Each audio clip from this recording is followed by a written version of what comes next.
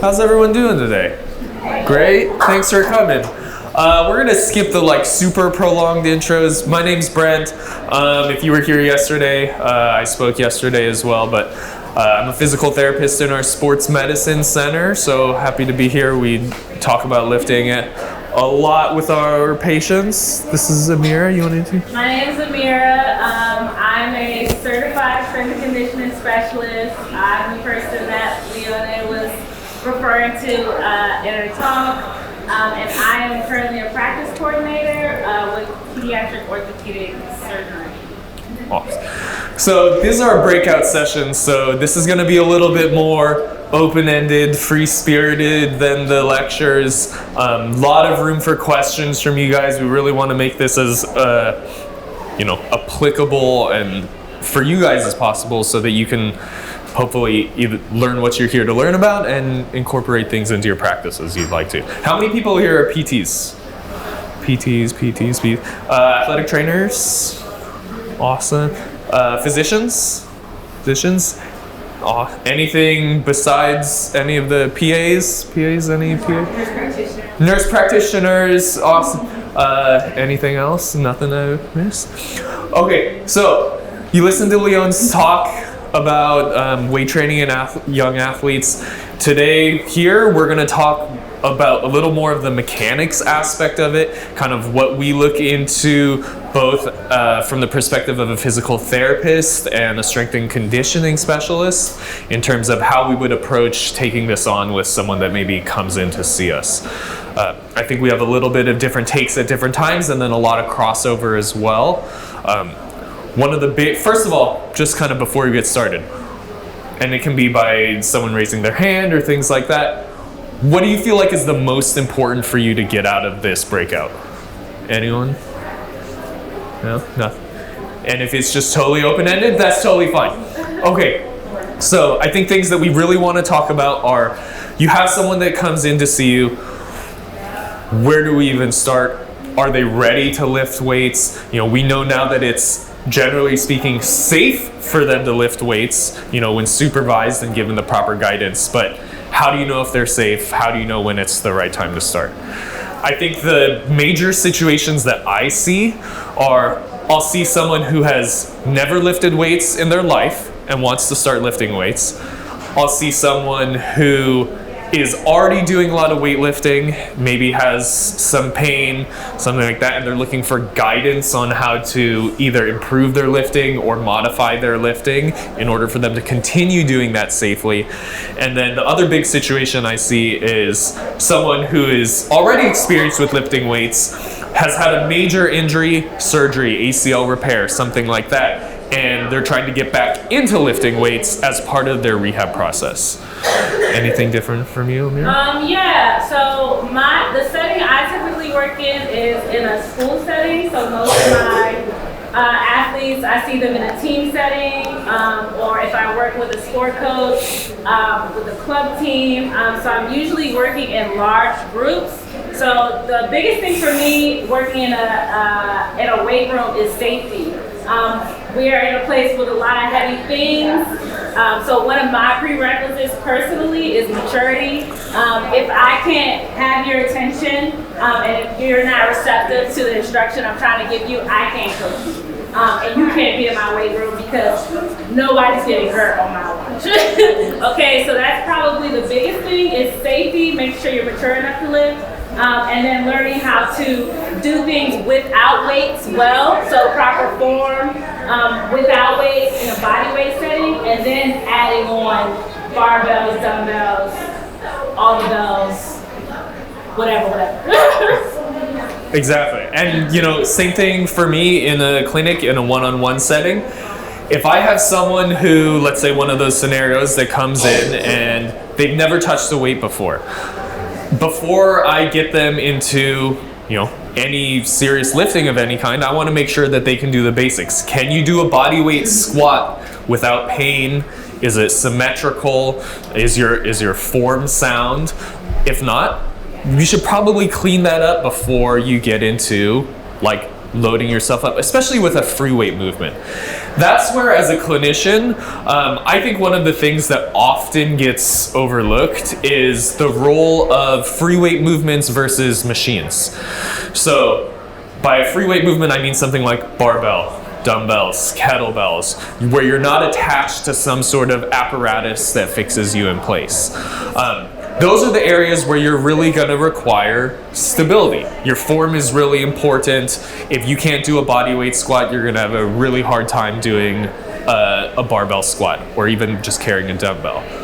But if you have someone whose goal is to get stronger and they want to lift and they're struggling with maybe some of the free weight movements, then a machine is a very good interim step because it's much easier to teach. You have fewer moving parts that you have to learn, and then you can work on your free weight movements kind of as a separate entity.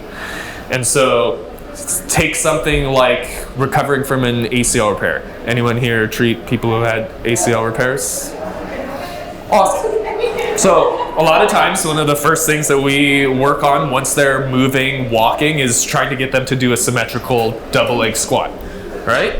Yeah, or a sit to stand starting from a table. So a lot of situations that I've seen in the past is someone says, okay, this patient, they can't do a double leg squat, so no weights, can't touch a weight at all. But at the same time, probably in the same clinic, maybe even on the same day that you work on the double leg squat, you might put them on a shuttle press, right? And their shuttle press, they might look totally fine on a shuttle press. So that's an interim step where we have to think weightlifting is not necessarily just free weight movements.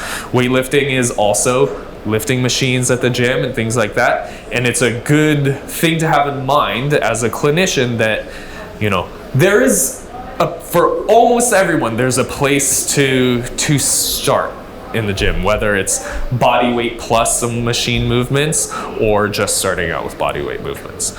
We obviously don't have any machines here, so we're gonna be talking primarily about like our major movements here. Since you guys are open to a lot of everything, I think we'll probably look at some squat, bench, deadlift kind of things. If you wanna talk about Olympic lifting, I'm happy to talk about that. It's actually how I got into physical therapy. I started with Olympic lifting when I was in college. So I'm happy to talk about that and where I see that as a role, both from a physical therapy perspective. Ameera can talk about that from a strength and conditioning perspective, and then kind of if you have general philosophical questions about Olympic lifting or CrossFit or things like that, I'm happy to talk about that. So, yeah, let's start with the squat. I could talk about the squat for probably 3 hours. I think it's the greatest movement of all time, and I think we see this a lot with a majority of our patients. The first thing, like you said, before we look at whether they're gonna add anything to the squat is, can you do a bodyweight squat? You wanna show us everyone a bodyweight squat? I like to do hands behind the head, okay, and I just ask them to show me what you got. And I always have them do it in front of the mirror, because sometimes you'll say, hey, you're leaning to one side, and they're like, no, I'm not, and I'm like, yes, you are. So you can either put them in front of a mirror, or you can record them if you have their consent. You go hands behind the head, interlock your fingers, and then you sit down and back, and then come back up. A lot of people like to say, oh, you know, you should be able to squat to where your hips are aligned with your knees. You don't need to go any lower than that, but you want to be able to make sure that they can get to a nice parallel level and back up. Yeah. And I think that's a really great point, and this is something from a physical therapy perspective that I talk about a lot, which is if I have someone that comes in and they want to start squatting, one of my first questions is what are your goals with squatting? Because there can be a broad spectrum of what their goals is. They might say, I want to do powerlifting. My uncle does powerlifting, I think it's really cool, I want to do that. They may say, I'm a basketball player, I want to jump higher, and so I heard that squatting is good for jumping. They may say, I just want to get stronger, or they may say, like, I want my muscles to get bigger, I want to get bigger legs. All of those things are going to play into how I address the squat with them. Because, so to Ameera's point, if you want to compete in powerlifting, there are certain rules for powerlifting in order to have a successful lift. Your hip crease has to, in most federations, pass the level of the knee in order to get white lights, which means it passes. What if I have someone who comes in and they say, I just want to get stronger, or I just want to jump higher, and I'm trying to get into squatting. And they do a pretty good squat to here, and then after that, their squat like totally falls apart. You know, I think it's maybe not necessarily the right decision to say like, sorry, you can't squat down to parallel, so you're not appropriate for squats. I think you match the squat for that individual's goals and what they can do right now. So say I have someone that has low back pain. They have low back pain, and when they get to the bottom of their squat, their back hurts.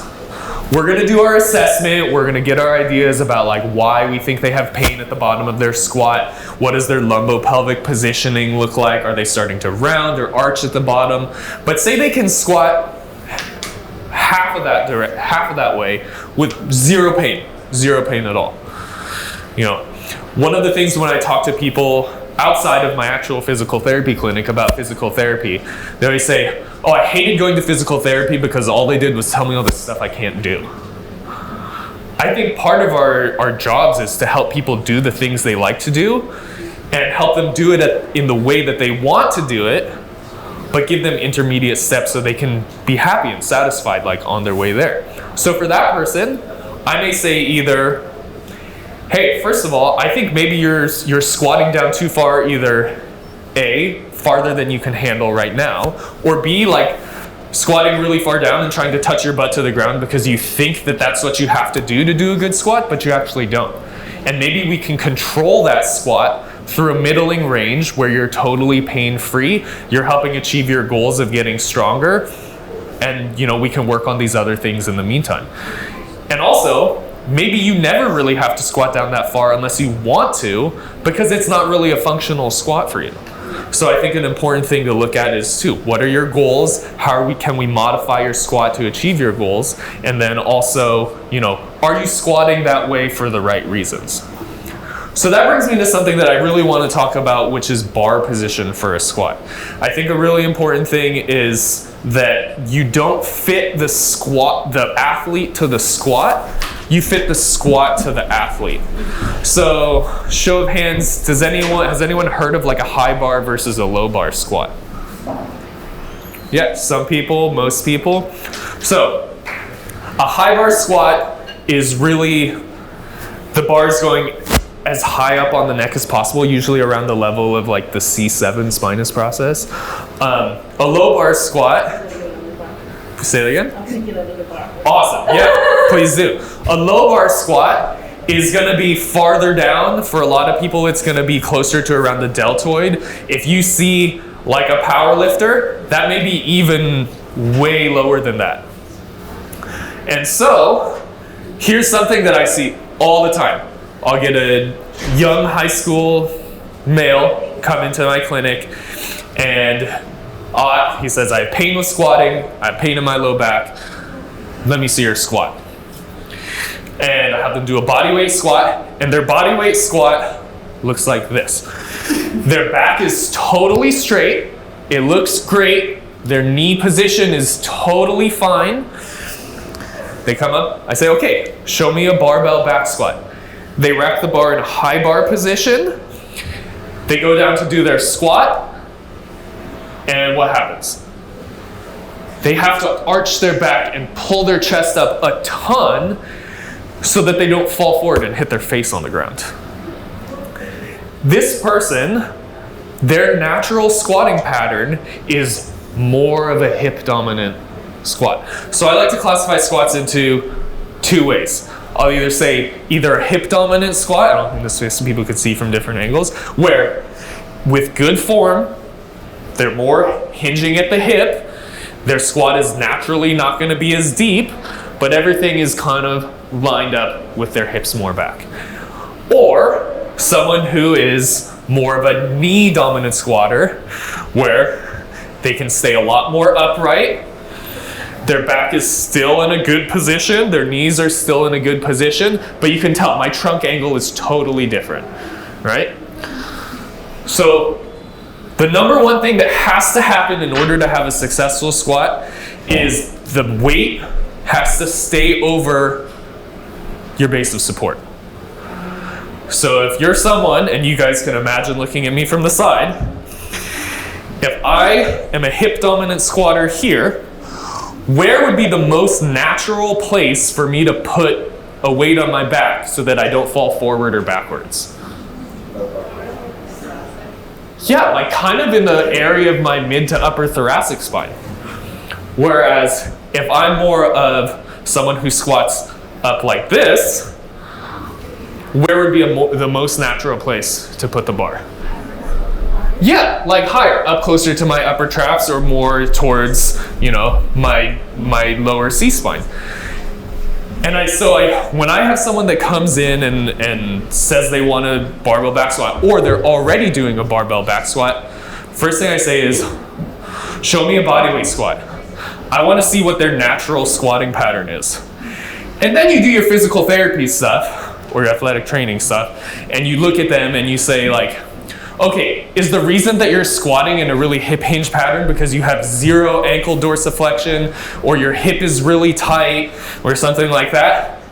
Or, and this is something that just takes some looking at, you can visualize it. In a perfect world, like, yeah, you can measure their limb lengths and their torso length and like classify them into like, do they have a long tibia or a short femur, yada yada. But I think the quickest and fastest and the way that's the most effective is you look at their natural pattern and then you say, okay, if I take this person, if they were to have as much dorsiflexion as possible, would that cause their form to be more upright, or would that just like shoot their knees far forward and it would still be out of position on their back?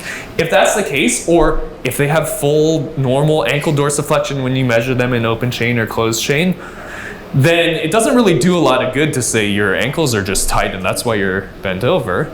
It's probably that's like their natural squat pattern. And so I think fitting the lift to the athlete is a really important way of making sure that they can participate in the sport safely. Does anybody have any questions? Does that make sense? I have a question. Yeah. Do you ever change hip or knee dominant squats for training goals? Yes. Yeah. I do. What was the question? The question. So, go for it. Do you change hip or knee dominant squats for training goals? And the answer is yes.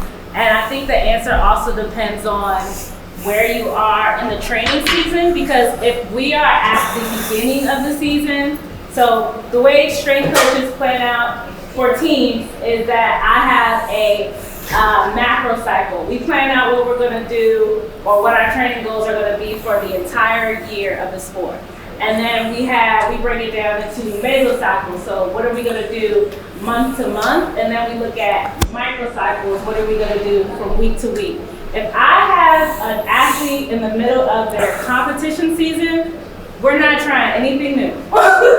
We don't want to put them at risk for injuring themselves because they're unfamiliar with the movement. Now, if you come to me in the summer, in the off season, you say, hey coach, this is my training goal, I want to try to learn how to do this way, we can have a conversation about it. But if you want to wait until March 14th, second week of March Madness, the answer is no. But I did want to take some time to show the difference between the high bar and the low bar. So I'm a high bar back squatter because I like to go like a little lower and it's more comfortable. So the high bar is up here. The low bar is literally like down here. And it can be even lower. Yeah. Disgusting to me. But for some other people, they really like it. And if that's your jam, that's your jam. But I wouldn't try to force an athlete into one way or another. Another thing while we're talking about safety is I would not have an athlete doing this without being at a power rack with safety bars on the side. Correct. Okay? I would never ask any athlete to do that. I'm nervous and I've been doing this for 20 years. so So make sure that when you have them lifting, it's in a safe environment. Squat rack, coaches, safety bars on both sides. Yeah. I have a lot to say about that too. So from a physical therapy perspective, 100% for a number of different reasons. And I think a lot of us intuitively do this without really necessarily knowing the reason. So in a hip dominant squat, you can imagine the joint that's going to take the most stress, or in any squat, the joint that's going to take the most stress is the one that's farthest away from the center of mass. So in a hip dominant squat, you're putting a lot more load on the hip relative to the knee, a lot more torque. That moment arm is longer. For more of a knee dominant squat, there's a lot more torque on the knee. So say I have someone that comes in and they have a lot of knee pain. They prefer to squat high bar. We've all seen patients, well, I see a lot of kids, and a lot of kids are really knee dominant squatters. They really just like kind of stick their knees out in front of them. And that's more of a, they just don't really know how to squat properly. But we can look at that as an extreme, where you have someone do a squat and they're like, how's that feel? It hurts my knees. So you can take that same situation and take it to someone who's lifting weights and say, okay, you're having a lot of anterior knee pain right now with squatting. You're a high bar back squatter by nature. That's your preference. Everything looks pretty good with your high bar back squat. We don't necessarily need to correct that. But what if we shift things to a little bit more of a hip dominant squat, put a little less load on the front of the knee, a little more load on the hip? Can you continue to train and work out in a way that's satisfactory to you while we're working on your quad flexibility, while we're working on your hip strength, while we're working on all these other deficits that are probably contributing to you having anterior knee pain? So again, you can continue to do the things that you like to do without having pain. Yeah, I would absolutely think about shifting that person to a more hip dominant squat. The other situation goes back to my first question, which are, what are your goals? Say I have someone who comes in and they're a very hip dominant squatter. They're more suited to low bar, and they tell me, all I want to do in the world is do Olympic weightlifting. Unfortunately, hip dominant squats are not very suitable to Olympic weightlifting. But this person just came in and they told me their goals. This is what I want to do. This is like my passion. Okay, so we have to try and get ourselves towards a more high bar or knee dominant squat pattern. How can we help? Well, I've done one thing right now. I'm wearing weightlifting shoes. What a weightlifting shoe is going to do is it's going to elevate the heel. So it lessens the need for dorsiflexion to allow the torso to stay more upright without having to have as much anterior knee translation. So that can help shift someone who's a little more suited towards a low bar back squat pattern, allow them to do something that's a little closer to a high bar back squat pattern. Now, for someone who's super extremely hip dominant, there's probably only an extent to which you can elevate their heel, and then we work into all of our other things. So, okay, we understand that in order to participate in this sport, you're going to require some compensatory lumbar extension, or you're going to have really good shoulder mobility, because instead of being more upright here, your head is going to be a little bit more through and your shoulder is going to be more back behind you. And so then that's where your role as a therapist or a trainer comes in, and you say, okay, how can we, as best as we can, fit your body to match these goals? And then just understand that you may be a little bit more prone to low back pain with this sport, or you may be a little bit more prone to some shoulder pain with this sport, but let's do our best to help you meet that goal. And so that's another case where I'd say yeah, we are going to try and shift you to help you meet your goals.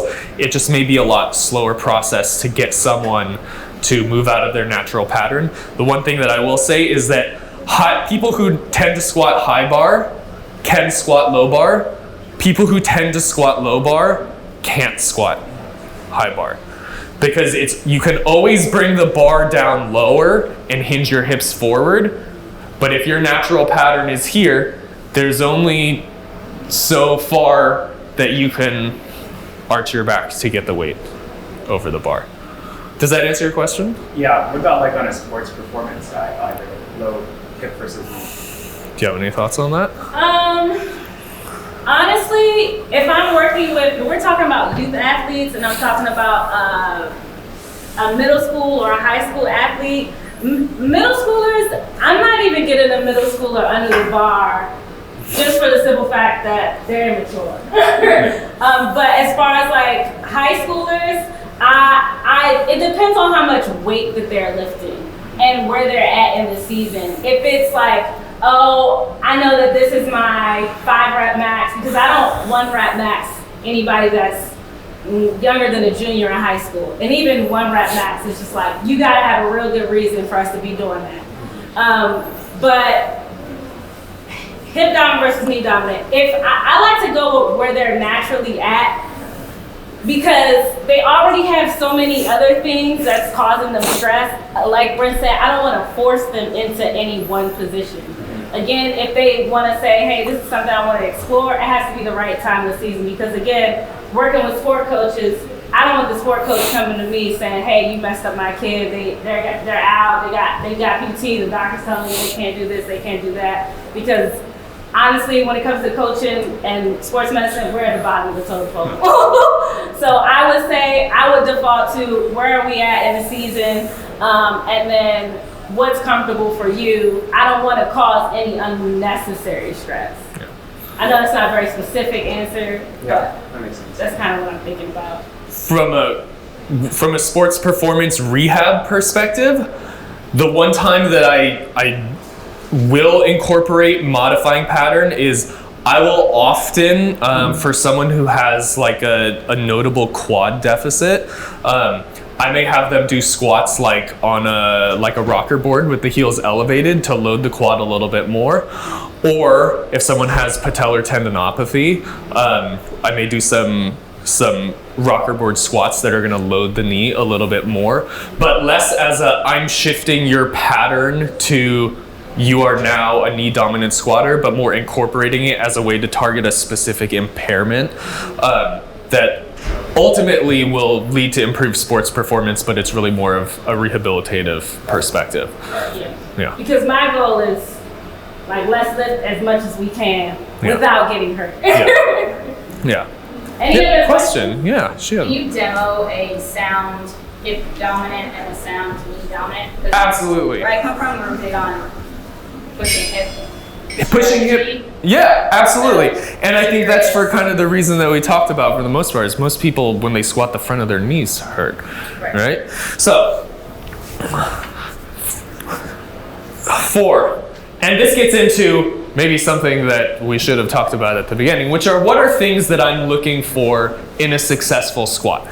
So, let's start with just like a high bar position. So this would be considered a high bar position. Yeah. I'm looking for neutral or like fairly neutral spinal alignment. So from the side, again, through the depth that they can with good positioning. From the front, and I'll spin and do the front. I don't want to cut you in the face here. I'm looking for good knee positioning. So maintaining knees in alignment with the feet. I'm looking for equal weight bearing side to side, trying to avoid like hip rotations. I'm gonna come around, watch your head here. Same thing on this side. I'm trying to keep knees lined up with feet. And again, I'm gonna allow maybe from a sports performance perspective, I have a little bit of tolerance for some movement. You know, if they have a small controlled pelvic tilt through certain positions of the squat and it's pain-free, you know, I'm not going to necessarily like put the brakes on a squat immediately because I see a little bit of movement. I may give some cues for improved, core stabilization, critical part of weightlifting, and we can talk about that too if you guys want. But I'm looking for big swings in position, like obvious weight bearing to one side or the other. Hitting a certain part of the squat, and they're getting a rotation one side or the other, things like that. So that's more of a high bar position. For a low bar position, and you can really like look at where the bar is lined up. It's so almost at his shoulders. Yeah, so I'm actually below my delts right now. So you can see I'm still maintaining my spinal position here, or at least I hope I am. I don't have a mirror. It looks alright. The bar is centered over my feet. I still have that same knee position. Now the key thing for this, and one of the big cues if I'm shifting someone to a low bar pattern or I'm training someone in a low bar pattern is, again, the weight always has to stay centered over the foot. So when you unrack the bar from a power rack, you're not gonna unrack it vertical. You're gonna be in your good hip hinge with your core stable. You're gonna unrack it from here, maintain that position as you walk back to your spot, and then initiate your squat. If you come up vertical, it's gonna put a ton of stress on your wrists. You can see the low bar back squat naturally puts you at risk for wrist, forearm injuries, and it's a critical thing that you have to manage there. It's also a lot more demands on external rotation of the shoulder. Yes, you sir. Real quick, can you show your high bar squat and your low bar squat just to see if there's a difference in the depth you go? Yeah. There is. I'm absolutely positive.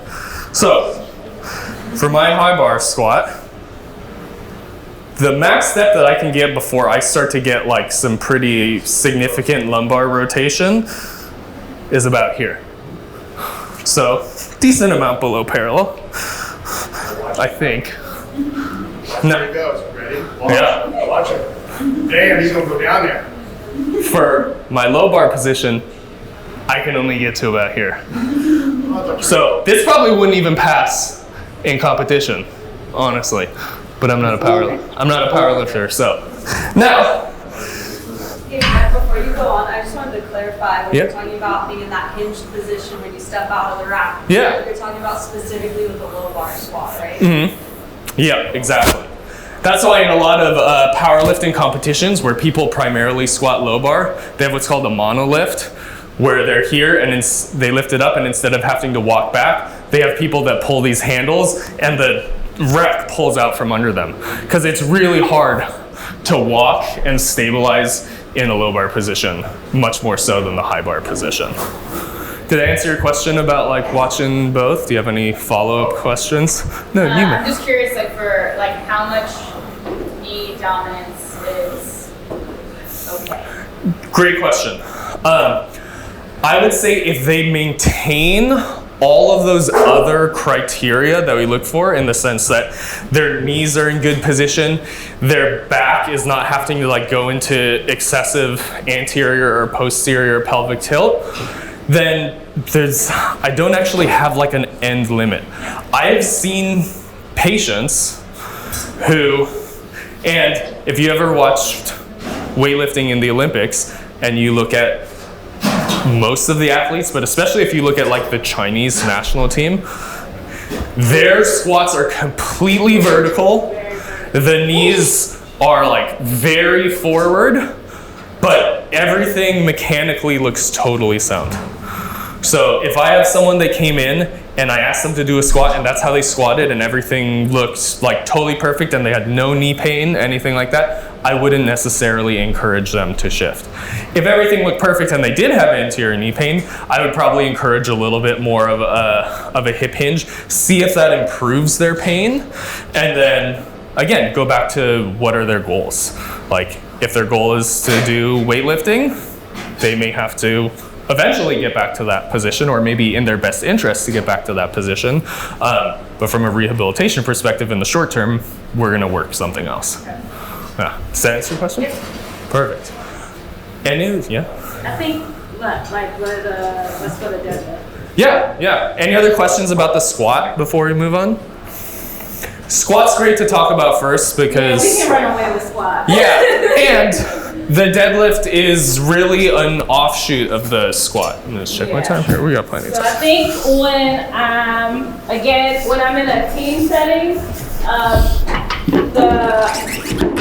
the implement I find to be the safest for younger athletes. Again, this is one strength coach for 25 teenage girls. Is trap bar. Do you want these on the trap bar? If they don't have good form or position, or I don't have time to get them in smaller groups, I'll start off with this bar and then progress them to a straight bar. Do you want weights on the trap bar? Nah, No. you can leave it. Put this on. So I think this bar is 45. It is 45, This yeah. bar is 45. It's so cute and little. I know. But the bigger ones, the ones that we have in our weight room, are about 55 pounds. Another one, I don't know if this is standard or par for the core, but for athletes over 6 feet, I will let them pick it up with the handles up. Athletes that are shorter than 6 feet, I personally like to go handles down. I'll let them do whatever looks the best. Obviously I'm not 6 feet, but I'm gonna go handles up. Again, you wanna make sure your feet are in line with these edges of the bar, and you want to make sure that you're in the center of the bar. Honestly, you want to just stack under the hips, maybe slightly wider, but not too much wider. You're going to go down, your eyes are going to be forward, you're going to grab the bar, and then you're just going to tell them to stand straight up.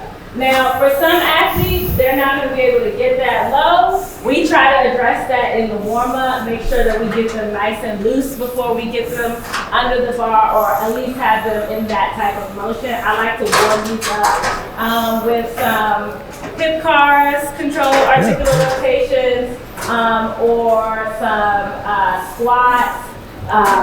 But okay, we're going down, we wrap our hands around, make sure you grab it in the middle, and then you just tell them to stand straight up. And then it depends on what the training goal is.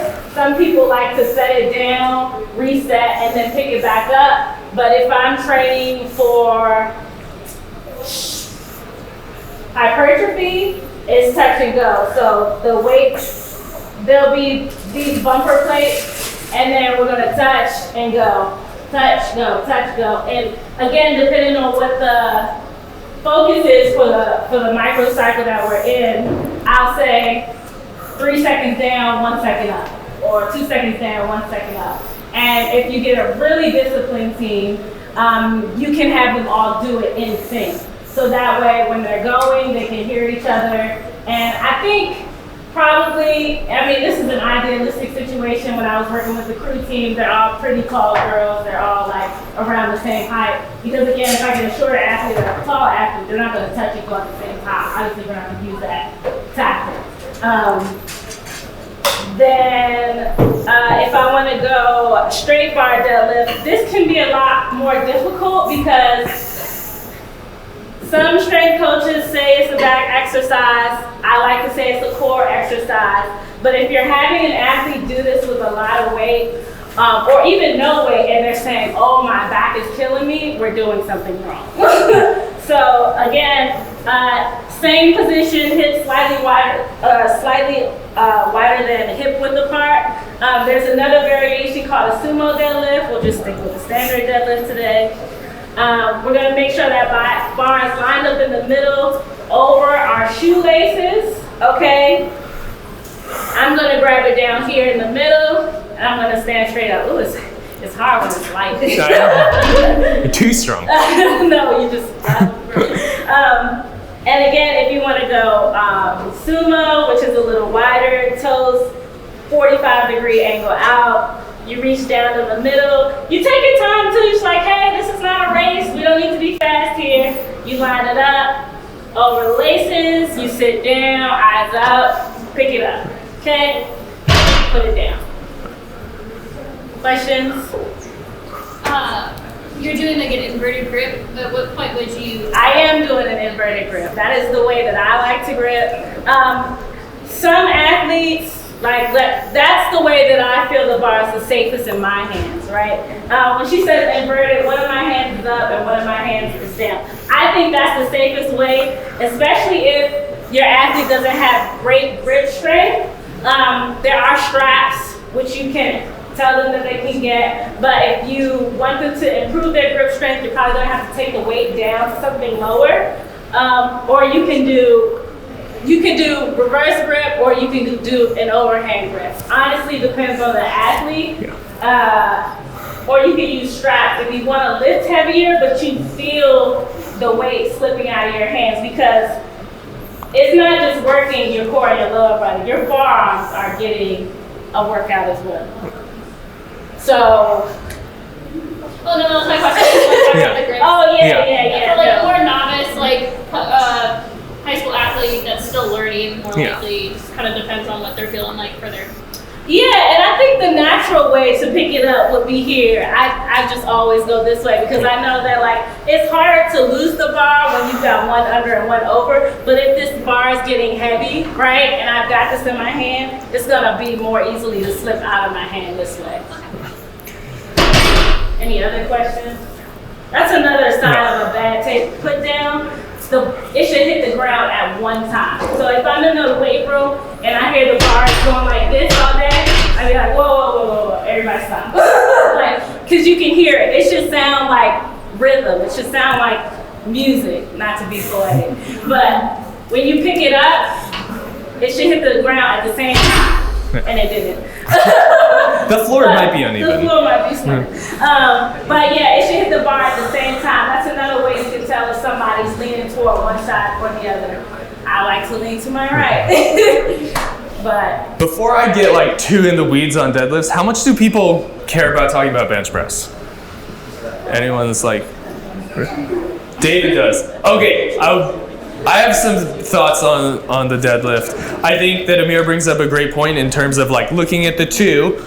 You know, the hex bar deadlift tends to be a easier lift, good for group settings. group and novice. Yeah, and from my perspective, the reason is it goes back to our squats, which is why we talked about the squat first. It's easier to accommodate a hex bar deadlift to an individual's particular movement pattern because there is space in between the bar.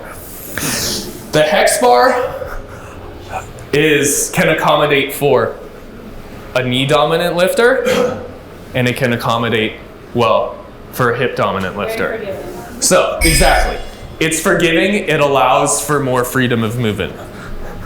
Conversely, the deadlift, there's much more limitations on how you can modify the deadlift to the athlete. If you have someone who's a very hip dominant squatter, they can't squat down very low, with a standard set of plates, Sam, if I can only reach to here, with my squat, the only way I'm gonna get lower is like I'm gonna have to round over at my back. Yeah, that's not what we're looking for. The only accommodations you can really make are your grip position and your foot position. So you can try and move farther out. You can try and move farther together. You can grab outside your legs. You can grab inside your legs. But it's much harder to accommodate the deadlift. Yeah, question? Could you explain how you try to optimize like hip position at the bottom of the deadlift? How I try to optimize hip position? Great question. So this is something that I've picked up like somewhat recently over the years. But really, and this starts to get into like the finesse and details of deadlift. But, okay. To teach a conventional deadlift, what you actually want to instruct, and there's some variation here, but the way that I instruct it is you actually think about the weight as being a counterbalance.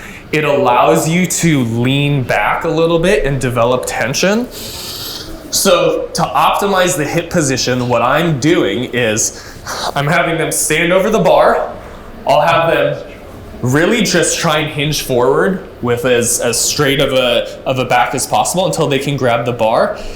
And then what I'm doing is they'll pull the tension out of the bar. You can hear a little click.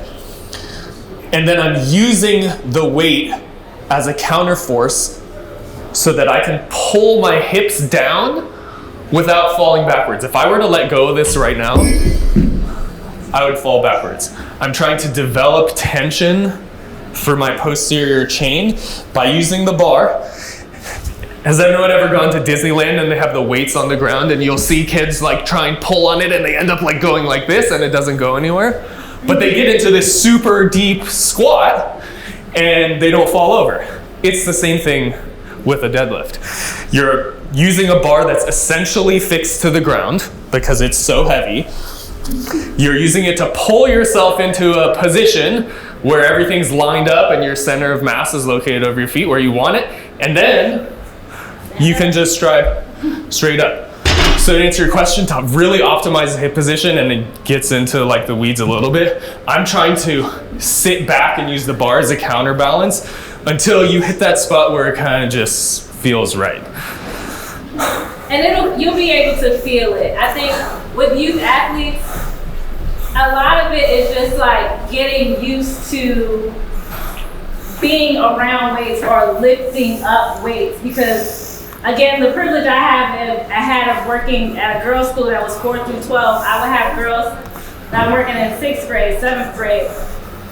Summer for the 8th grade, they grew 3 inches. Wintertime, they grew 3 more inches. And they're like, the bar's so far. And I'm like, we used to be eye to eye. And now you're like 6 inches taller than me. So I think you got to remind your athletes about that and understand that when they get taller, when they keep growing, they kind of like have to relearn their body, right? They've got this like new perspective, they've got these new limbs, they're longer, and just be patient with that and tell them that it's gonna feel different, right? And to come to full circle back to what we talked about earlier, decision making between the two apparatuses or a kettlebell deadlift or something like that is what are their goals? What are they ready for? Match the lift to the athlete. That's always number one. Sorry. And I was gonna say, and you can everything can be modified. Exactly. There's nothing that you can say, anything can be modified. So if barbell and trap bar is not working for them to start, you can always take them back to a dumbbell. Okay, and if the dumbbell's not working, you can always take them back to body weight, or we can see what we can optimize with machines. But I think the important thing is to like make sure you continue to encourage them and let them know that like it's not that you can't do it. Like we gotta work our way up too. Always, yeah. Always, I totally agree. Always. Any other questions about the deadlift? Hey, with that, like you said, the deadlift, when somebody can't squat down, Yeah. you say modify. What about like boxes? Absolutely, 100%. Yeah. That's a way to modify the lift to the athlete. I do that all the time, all the time. Or like a rack pull, something like that. Well, to your point, I think when you're talking about role and the athlete you're working with, depending on the demands of your sport, I think that's a good idea that you may want to adjust Absolutely. where they're lifting from. If they're lifting from blocks, then that may be more appropriate to some other athletes than. And you may do that from a sports performance perspective. If you have someone that's the kid I talked about at the beginning, looking to jump higher. Most jumps are not from this position. Most jumps are from here. I may have them doing block pulls to work on that explosiveness from the range that's ideal for them. Great point. Any other questions? What age do you think, what age do you think they actually can like have body awareness enough when you're saying like they'll feel right when they're doing that? I mean, I know adults and you watch them at the gym and they're doing everything wrong and you're like, can't they feel that they're cheap? Like, you have to have really good cues, right? You have to be able to speak to like ask them what it feels like. Like what part of your body do you feel firing the most? And they can usually be able to like identify with that. And you'll be able to see it, and like sometimes you'll be able to ask them, or you'll see that they're leaning toward one side, and you'll say, "How does your left side feel?" And then the next rep, it's magically fixed because you just cued them up to it. But or you say, I want you to stand up when you feel like it's the best time to stand up. And then I watch them do it. And if they start falling backwards, it wasn't the right spot. Let's try it again. Yeah. Trial and error. Yeah. Supervision is the number one thing. They need supervision. Exactly. Right. And the bottom line is that I'm a pediatrician and I'm not going to be doing this per se. Yeah. But like, I just don't, there's such varying quality of supervision. Like, I mean, you've seen trainers at Equinox and you're like, okay, that guy sucks and you can just watch him teach it, right? Yeah. But I'm saying like, the kids can't screen, their adult parents probably can't screen. Like, it's not just numbers. Like, how can you tell if they're in a place that's decent? Right. So I think what Leona was saying earlier in her talk was that like National Strength and Conditioning Association certified strength and conditioning specialists. I'm not saying that because I'm a strength coach and that's where I got my certification. It really is the gold standard. And a lot of personal training certifications don't require any education. You have to have a bachelor's degree to take the test. And the test isn't on one sport. It's on a bunch of sports. So it's like you don't have that bias of, oh, I ran track, this is track, I know track. Like you have to be exposed to like track, cruise, softball, basketball, squash. Like asking you questions about a sport you've never played. But you have to know what muscles are being used predominantly in those sports to provide direction to whatever team, whatever athlete you're gonna work with. And like people who just have personal training certifications don't really have that. Well, unfortunately, I think that the majority of athletes, young athletes I see, they're just going to some personal trainer that, does that. Yeah. Brent's gonna do it quick. Yeah, I had some questions come up about the bench, and so I want to address the specific question I got as well as what I think are, in my experience, the most common questions that come up with the bench. So, to answer a question I got earlier is, what's the role of leg drive in a bench? Which is a great question. This gets into optimization of the bench. This is more of a performance perspective. I'm trying to bench the most weight possible. What is the role of leg drive? Similar to any lift, in order to lift the most weight, we want to have as much systemic tension as we can. Just like with the deadlift, we're trying to load tension like as we pull ourselves down to the bar. Similarly, for the bench press, we're trying to load tension through our legs to create a stable base for our upper body to operate on. Proximal stability for distal mobility. That's the phrase I was looking for. So the way that leg drive is traditionally taught, and I'll flip and do it both ways, and I'm gonna have to pull this off my backside here, is if you just push up, what you're gonna end up doing is you're gonna lift your buttocks off the bench, which is illegal in competition, and it's gonna tend to drive people into probably too extreme of an arch. We'll talk about arching after this. The traditional instruction for a leg drive is actually to push your feet away as if you were doing like a leg extension. So you're pushing your feet away into the floor, and you can see my shoulders kind of slide up the bench slightly from this side. You're pushing your feet that way, which slides up the bench. You're relying on both the friction from the bench and the weight that's coming down on your arms to keep you essentially pinned to the bench so that you can then get this tension through the legs that you can use to stabilize and transmit through the arms. Does that answer your question? Yeah. Perfect. Different than what I was thinking. Yeah. A key thing for this, and this gets back to our accommodation point, is I have very poor flexibility in my hip flexors and quads. Getting my feet all the way down to the floor on a traditional standard size bench is very difficult, and it hurts my back. I'm sure a lot of patients may come in and say the same thing. There is absolutely no issue, either in an interim phase or if they have no plans on doing competitive bench press, to elevate their feet onto boxes or plates or something like that to allow them to more comfortably perform the bench press movement, if that's what they want to do. Obviously, if they plan to compete or if they just don't want to have the hassle of that, you're going to have to work on their hip flexor mobility in order to achieve that, which then gets, again, further to the question I really want to talk about, which is arching. Arching good, arching bad. Arching, eh. If you're gonna be a competitive power lifter, it's probably in your best interest to learn how to do an arch and to stabilize. And that comes down to, again, preparing for the sport. We may look at a bench press and say like, oh, arching on a bench press is really bad for your back. And then have our gymnasts on the other side of the room like twisting themselves up into a pretzel and being like, nice back walkover, like that was really good.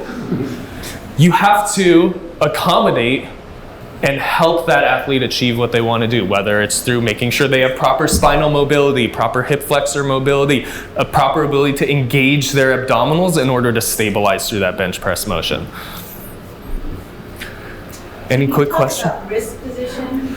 Yeah. So wrist position is going to be really not necessarily like a total neutral, but like a slightly extended position for the most part. If you try and go totally neutral, the bar's gonna slide out of your hand. You have to go a little extended. Should not look like this. Yeah. If you're too far extended, that's gonna be really uncomfortable for the athlete. Okay. All right. If anyone has like other questions, feel free to send me an email. Tom, is my email anywhere in the like program or anything like that? Sure. Or you can also just, if you look me up on the UCSF website, my email will be in there. I'm happy to field questions about anything weightlifting related. Awesome. Thank you so much. Thank you.